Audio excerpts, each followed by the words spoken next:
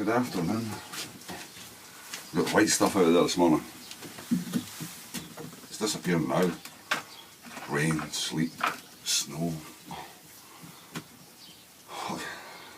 Yeah, it's going, but it's wet and it's miserable, it's cold. So we're in here for a little while. I was up putting coal on the fire there. That's an expensive business nowadays. Smokeless we're on, £17 a bloody bag. But, and we'll go through a dozy at this time of year. But it gives us all our heating, hot water, everything. So, yes, better than logs, better than wood. Yes. Anyway, what we're working on, more Antler. the work I give myself to use up these pieces of Antler. A small piece I had left, and I've joined it onto a piece of timber and bored out for to take the shank. It's a nice thin, it'll make a really nice stick, this one. Yeah, once it's all glued up, and well, actually I'm putting the resin into things now because I'm finding it's on these where I've got various joints. I've found that the resin's actually a lot better. It's a stronger business altogether. I'm more confident in the fact that it'll stay as it should be. So I just go with that. Though I've got to leave it till last thing, because as in this confined space, you've not got the door open, the fumes are kind of make you happy. Yeah, you can make you happy. Yeah, in fact we were watching something the other night on the television, one of these things from way back, I'd totally forgotten all about when young people used to sniff glue. And they had film of these mostly young men, young lads, with plastic bags with glue inside it, busy. Oh, gee whiz. Oh, dear. It's amazing. But they don't seem to get that now. They've moved on to other stuff, I think, more expensive, a lot easier to... it's not cheaper anyway, that's for sure, because in the years when I used to use contact adhesive, and I'm reminded of this time in particular now, the Fix. Oh, I was doing wallboards at the time. Oh, gee, that was a happy day, that one. We had some extraction going on it, but I ended up with a terrible sore head after it. It's worse than any bloody hangover you could possibly bloody imagine, like, you know. Cheaper, certainly, yeah, but good dear. But so I've dragged out one or two bits and pieces of just raking through, and there's another piece of Antler there that when I was boring it to take the shank, there's not a lot to play with, especially when you're taking out 12mm there.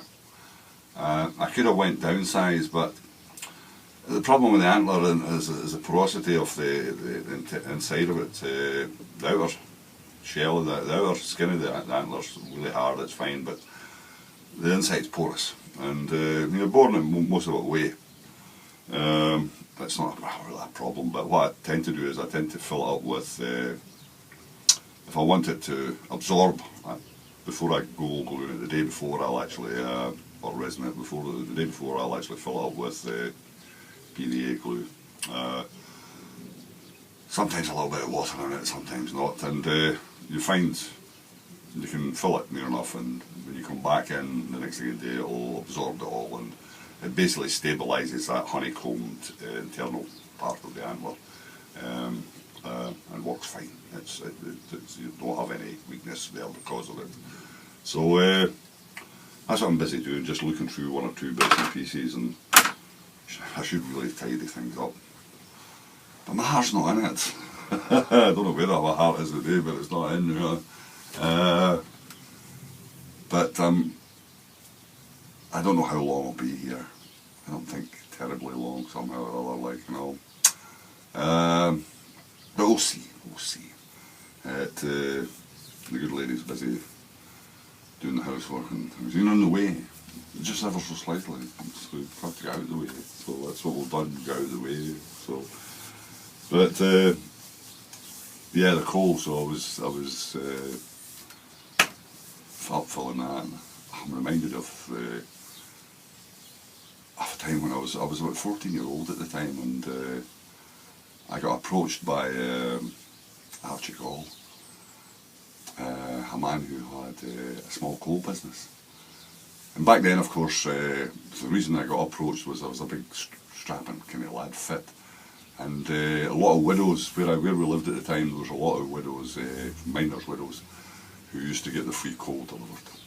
And back then, of course, it got dropped on the roadside, and I tended to get the job of barrowing it inside.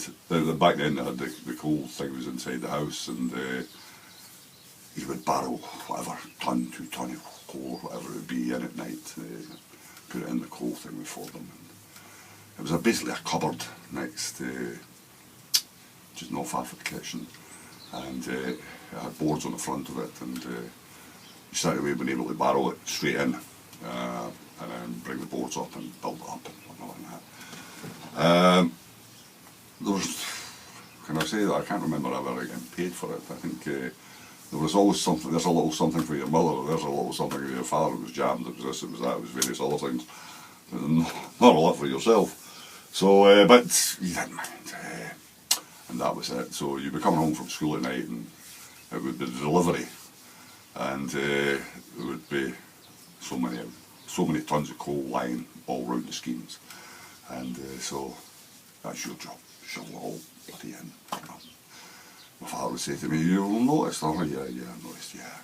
So I went and done a lot of things back then, and anyway, I was approached by Archie Gall if I wanted a job. Archie had a small coal business, come various things.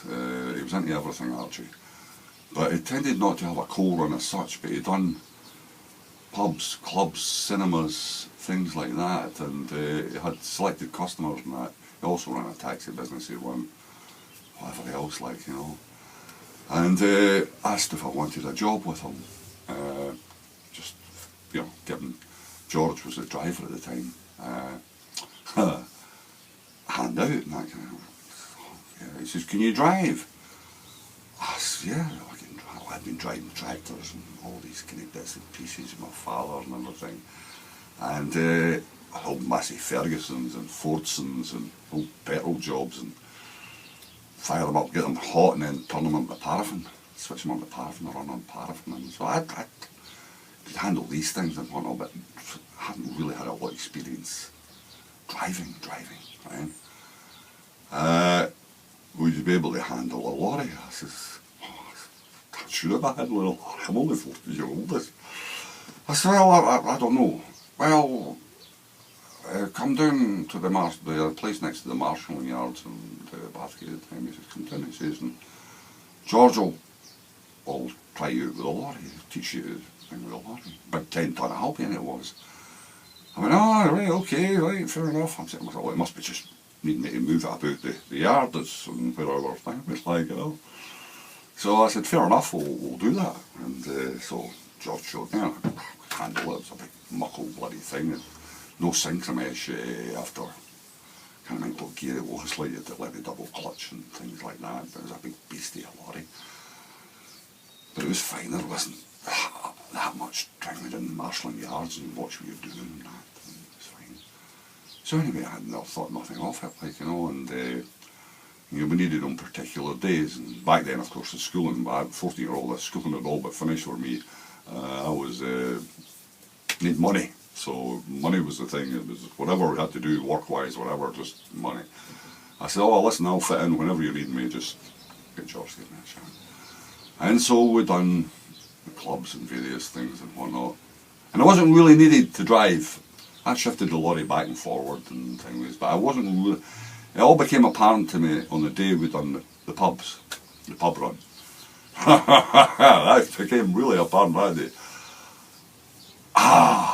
Yes, we done all the pubs back then, of course, had snugs, and they were all cold. It was all cold.